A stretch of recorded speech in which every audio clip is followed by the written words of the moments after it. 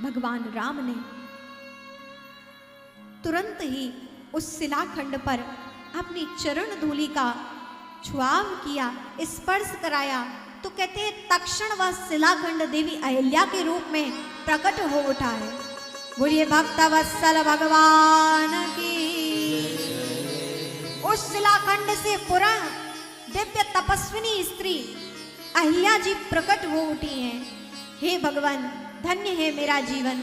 लोग कहते हैं कि मुझे पति का श्राप मिला, मैं अपने पति के चरणों में प्रणाम करती हूँ। मैं पतिव्रता स्त्री अपने पति के चरणों में बार बार मस्तक प्रणाम करती हूँ कि उन्होंने मुझे श्राप नहीं, उन्होंने तो मुझे वरदान दिया है। देखने में श्राप हो सकता है, लेकिन वास्तव में तो ये वरदान है।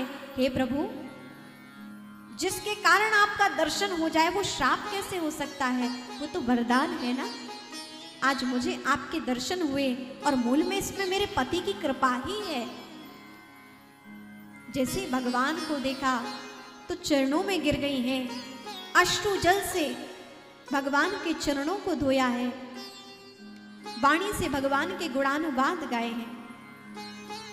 गौतम नारी श्रापवश उपल देह धर धी,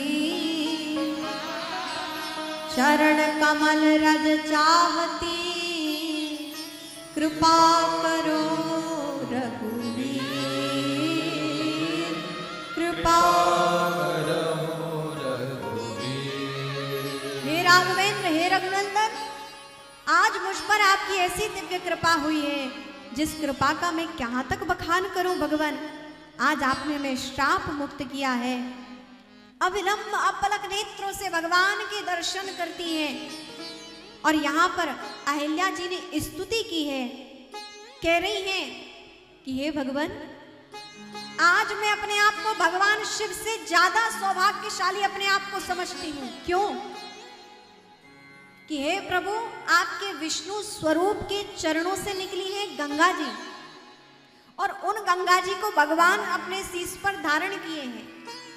अर्थात आपके चरणों से निकले जल को भगवान ने धारण किया, तो वो तो क्या कहना। और यहाँ तो आपके चरण का जल नहीं, आपके स्वयं के चरण मेरे शीश पर रखे गए हैं। तो आज तो मैं भगवान शिव से भी ज्यादा सौभाग्यशाली अपने आप को मान रही हूँ। और कहते हैं देवी अहिल्या ने भगवान की बहुत सुंदर स्तुति की है।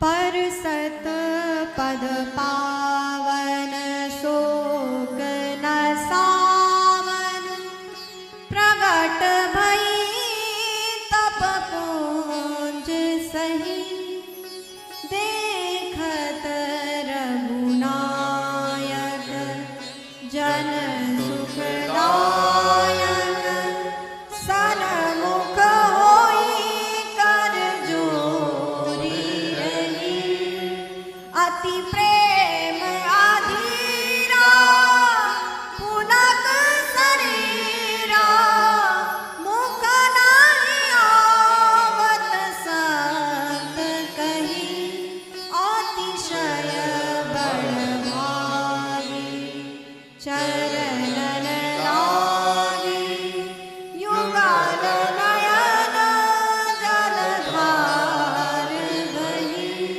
अतिशय बड़ भागी चरणन लागी, युगल नयन जलधार बही, पर सत पद पावन।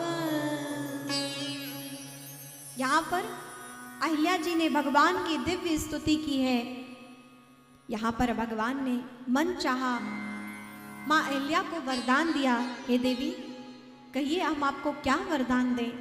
माता अहिल्या ने कहा, भगवान, आपके दर्शन के बाद क्या मन में चाह रह सकती है? बस निरंतर मेरा अपने पति के चरणों में अनुराग हो और आपके चरणों की सेवा मिले, नित्य आपकी भक्ति मिले, इसके अलावा मुझे कुछ और नहीं चाहिए। और कहती हैं अहिल्या जी पुनः अपने पति लोक, जहाँ उनके पति स्वयं गौतम ऋषि हैं, उसी लोक में उन्हें स्थान मिला। जब वहां पहुंची तो पतिदेव गौतम ऋषि ने उनका स्वागत किया है और दिव्य देह के साथ दोनों दंपति पति पत्नी देवी अहिल्या और परम ऋषि गौतम जी भगवान का स्मरण करते हैं। यहां पर भगवान ने इस दिव्य लीला को करते हुए मां अहिल्या को श्राप मुक्त करते हुए भगवान आगे चले हैं।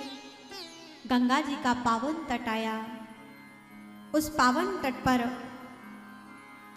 भगवान ने स्नान किया। गंगा स्नान करते ही भगवान ने दान का संकल्प लिया। कहते हैं कि जब भी आप किसी तीर्थ भूमि पर जाओ, नदी के तट पर स्नान करो, वहां दान का संकल्प भी लेना चाहिए।